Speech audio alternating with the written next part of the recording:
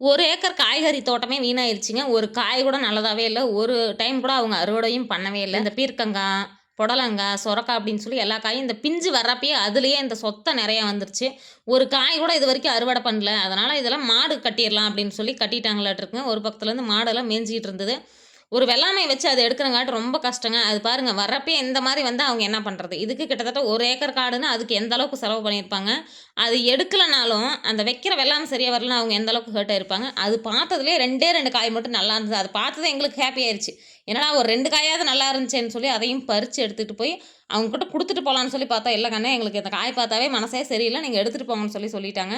நம்ப போன சைட்ல வந்து இந்த லைன் ஒயர் பெரிய லைன் ஒயர் இருக்கு இல்லைங்களா? அது தாண்டி தான் நாங்க போற மாரி இருந்துச்சு. இந்த சைடு வந்து நீர்ப்பாசனம் அதிகமா இருந்ததுனால, அதிகமா நெல்லு நட்டிருந்தாங்க. நெல்லு, இந்த கடலக்கா, இந்த சோளம் எந்த ஒரு காடுமே, எந்த ஒரு வெள்ளாமையும் இல்லாத காடா இல்ல. எல்லா இடத்துலயும் வெள்ளாமை அதிகமா வச்சிருந்தாங்க. பரவால்ல. நம்ப சைடு தான் காஞ்சிட்டு இருக்குன்னா, இந்த சைடாவது நல்லா இருந்தா ரொம்ப சந்தோஷம். ஒரு சிறு திருத்தங்க நேத்து சொல்லியிருந்தேன் இல்லைங்களா? இந்த வண்டி வந்து மஞ்சள் வெட்டுற வண்டியாம்.